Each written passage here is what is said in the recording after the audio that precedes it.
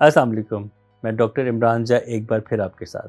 मेरी वीडियो देखने से पहले आपसे रिक्वेस्ट है कि अगर आप मेरे चैनल पे देखने वाले नए हैं तो मेरे चैनल पे वीडियोस को पूरा देखें, सब्सक्राइब करें, लाइक करें, दोस्तों और अहबाब में शेयर करें और बेल आइकन को टच करें ताकि मेरी वीडियोस बर वक्त आप तक पहुँच सकें। आज का टॉपिक है कि एंटीबायोटिक से दांतों पे दाग पड़ सकते हैं। जी बिल्कुल पड़ सकते हैं।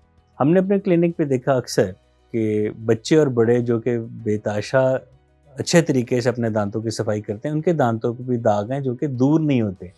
स्केलिंग, पॉलिशिंग से भी दूर नहीं होते, व्हाइटनिंग टूथपेस्ट से दूर भी नहीं होते। उसके लिए हमें फिर बाकी तरीके इख्तियार करने पड़ते हैं। अब सवाल ये है कि दांतों पे जो स्टेन पड़ते हैं, मैंने आपको पिछली वीडियो में बताया था कि फ्लोराइड की कमी बेशी के बायस भी दांतों में स्टेन पड़ते हैं, लेकिन एंटीबायोटिक से भी स्टेन्स पड़ते हैं जिनको हम एंटीबायोटिक इंड्यूस्ड डेंटल स्टेन्स कहते हैं। इसमें आम तौर पे 8 साल से पहली एज के बच्चे जो वो अफेक्ट होते हैं, और अगर उनके दांतों का ट्रीटमेंट ना किया जाए तो ज़ाहिरी बात है बड़े जब होंगे तब उनके दांतों पे स्टेन रहते हैं। आम तौर पे इसके मुतासरीन में 8 साल से पहली उम्र के बच्चे, इनके अंडर 8 ईयर्स के बच्चे, या ज़माना हमल में अगर खातून ने सेकेंड ट्राइमेस्टर के बीच में कोई एंटीबायोटिक्स ली हो तो उससे दांतों पे स्टेन्स पड़ते हैं। यहाँ मैं आपको बता दूं कि तमाम एंटीबायोटिक्स दांतों पे स्टेन नहीं पैदा करती। डॉक्सीसाइक्लिन और टेट्रासाइक्लिन ये दो ऐसी एंटीबायोटिक्स हैं जो कि यूजुअली दांतों पे दाग बनने का बायस बनती हैं। अब इसकी वजह क्या है?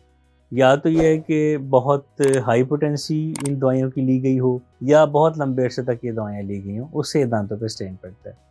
इसका बचाव क्या है? इसका बचाव के लिए हम देखते हैं कि क्या करना है। दांतों को ब्लीचिंग के थ्रू साफ़ करना है, ये दागों को दूर करना है, या उनके ऊपर वेनियर्स करने हैं या क्राउन्स करने हैं, क्योंकि कॉस्मेटिक इम्प्रूवमेंट इन्हीं तरीक़ों से आ सकती है। मुझे उम्मीद है कि मेरी वीडियो से आपको फ़ायदा होता होगा।